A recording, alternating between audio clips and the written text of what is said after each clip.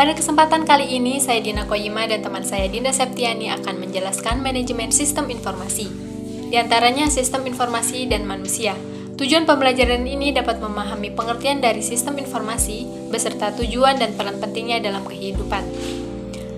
Sistem informasi secara umum adalah suatu sistem yang mengkombinasikan antar aktivitas manusia dan penggunaan teknologi untuk mendukung manajemen dan kegiatan operasional, di mana hal tersebut merujuk pada sebuah hubungan yang tercipta berdasarkan interaksi manusia, data, informasi, teknologi, dan algoritma.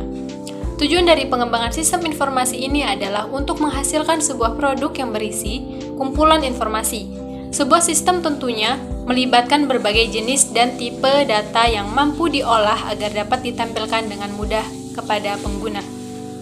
Peran penting informasi sistem dalam kehidupan kita yaitu informasi sistem untuk mengatur operasional perusahaan, informasi sistem untuk mendukung interaksi dengan pelanggar, informasi sistem dapat mendukung keputusan yang lebih tepat, informasi sistem untuk kolaborasi tim, informasi sistem sebagai keunggulan bersaing, dan informasi sistem untuk meningkatkan produktivitas.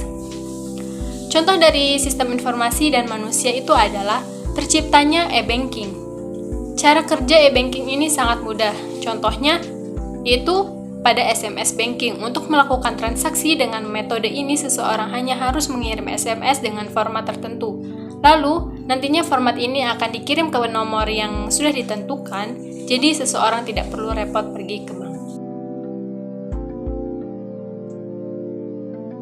Kemudian yang kedua yaitu sistem informasi dan bisnis. Tujuan pembelajaran yaitu mengetahui pengertian sistem informasi dan bisnis, kompetensi bisnis, dan cara memenangkan kompetensi sistem informasi bisnis, yaitu merupakan kumpulan dari berbagai informasi yang memiliki kesatuan antara satu dan yang lainnya, yang ditunjukkan untuk kepentingan bisnis. Aplikasi bisnis penggunaan utama dari sistem informasi untuk operasi, manajemen, dan keunggulan kompetensi bisnis. Dalam sistem informasi dan bisnis ini terdapat kompetensi bisnis yaitu ancaman pendatang baru, kekuatan pembeli, kekuatan pemasok, barang pengganti, persaingan antara pemain lama. Lalu, bagaimana caranya agar kita dapat memenangkan kompetensi bisnis? Menurut Porter ada 3 cara yang bisa kita gunakan. Yang pertama yaitu low cash, different strategi, dan focus niche strategi. Contohnya yaitu enterprise resource planning, kemudian supply chain management, kemudian transaction process system, kemudian office automatic system, kemudian knowledge work system, and information management system. Kemudian yang ketiga yaitu teknologi informasi dan komunikasi. Tujuan pembelajaran dapat mengetahui pengertian dari teknologi informasi dan komunikasi beserta hardware dan software. Teknologi informasi dan komunikasi sebagai bagian dari ilmu pengetahuan dan teknologi secara umum merupakan teknologi yang saling berhubungan dengan pengambilan, pengumpulan, pengelolaan, penyimpanan, dan informasi. Hardware adalah komponen fisik dari sistem komputer. Sedangkan software adalah sekumpulan instruksi yang dapat disimpan dan dijalankan oleh hardware. Hardware terdiri dari media penyimpanan seperti input dan output. Contohnya yaitu RAM, CPU, mouse, keyboard, scanner, monitor, printer, dan masih banyak lainnya. Sedangkan software terdiri dari application software dan sistem software. Contohnya itu ialah software browser, Microsoft Office, Point Software, dan software antivirus.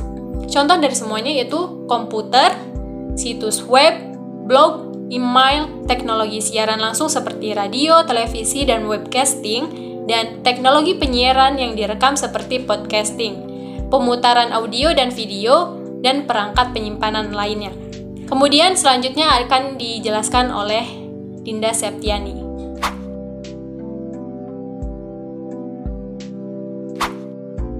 Yaitu manajemen basis data. Sebuah DBMS memfasilitasi pengguna untuk menyimpan, memperoleh, dan mengubah data di dalam basis data. Hal tersebut merupakan fungsi dasar dari sebuah DBMS. Sebuah DBMS menyediakan katalog yang menyimpan item-item data yang disimpan dan dapat diakses oleh pengguna. Selanjutnya macam-macam data, yaitu ada 3 data. Yang pertama data struktur, 2 data tidak berstruktur, 3 data semi. Selanjutnya itu metadata. Metadata adalah data dari data yang ada. Juga data ini membantu menstrukturkan data yang tidak terstruktur. Begitu juga dengan resiko data. Pernahkah Anda secara tidak sengaja menghapus data, menimpa data, atau menginput data yang tidak benar? Hal ini bisa saja terjadi karena data yang dibuat terpisah-pisah. Selanjutnya yaitu gudang data. Gudang data adalah data yang ada dari sumber-sumber yang berbeda harus terlebih dahulu diekstraksi. Lalu data dapat ditransformasikan ke dalam bentuk atau format yang dapat lebih lanjut. Contohnya yaitu Oracle, SQL Server 2000 atau 2003, MS Access, MySQL, dan sebagainya.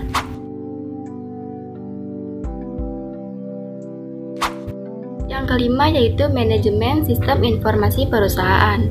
Manajemen sistem informasi dan perusahaan merupakan sistem perencanaan, pengendalian, pengawasan secara internal bisnis, meliputi pemanfaatan manusia, dokumen, teknologi, dan prosedur untuk memecahkan masalah bisnis dalam mengambil keputusan dan juga untuk menjalankan operasional perusahaan. Selanjutnya, manajemen finansial. Manajemen finansial merujuk pada segala aktivitas yang dilakukan oleh perusahaan terkait bagaimana cara memperoleh, menggunakan, serta mengelola keuangan perusahaan. Ada berbagai tujuan yang mendasari suatu perusahaan merencanakan manajemen keuangan pada susunan administrasinya. Di antaranya adalah menjaga arus kas, memaksimalkan imbal hasil, meningkatkan efisiensi, dan lain sebagainya. Selanjutnya, manajemen sumber daya manusia. Manajemen sumber daya manusia adalah suatu proses menangani berbagai masalah pada ruang lingkup karyawan, pegawai, buruh, manajer, dan tenaga kerja lainnya untuk dapat menunjang aktivitas organisasi atau perusahaan demi mencapai tujuan yang telah ditentukan. Selanjutnya, manajemen rantai pemasok, yaitu sebuah sistem yang terdiri atas organisasi sumber daya manusia, aktivitas informasi, dan sumber-sumber daya lainnya yang terlibat secara bersama-sama dalam memindahkan suatu produk atau jasa baik dalam bentuk fisik maupun virtual dari suatu pemasok kepada pelanggan. Selanjutnya, manajemen relasi. Suatu sistem informasi yang terintegrasi yang digunakan untuk merencanakan, menjadwalkan, dan mengendalikan aktivitas-aktivitas para penjualan dan pasca penjualan dalam sebuah organisasi. Selanjutnya, perencanaan sumber daya perusahaan adalah sistem informasi yang diperuntukkan bagi perusahaan manufaktur maupun jasa yang berperan mengintegrasikan dan mengotomasikan proses bisnis yang berhubungan dengan aspek operasi produksi maupun distribusi perusahaan yang bersangkutan. Contohnya yaitu GDSS atau Group Decision Support System, sistem pendukung keputusan kelompok, SCM atau Supply Chain Management, manajemen rantai pemasakan, EIS atau Executive Information System, dan sistem informasi eksekutif.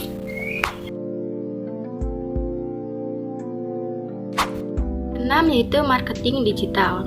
Marketing digital adalah pemasaran yang memanfaatkan alat atau media secara interaktif lewat teknologi digital untuk menjangkau target konsumen secara cepat, tepat, dan luas.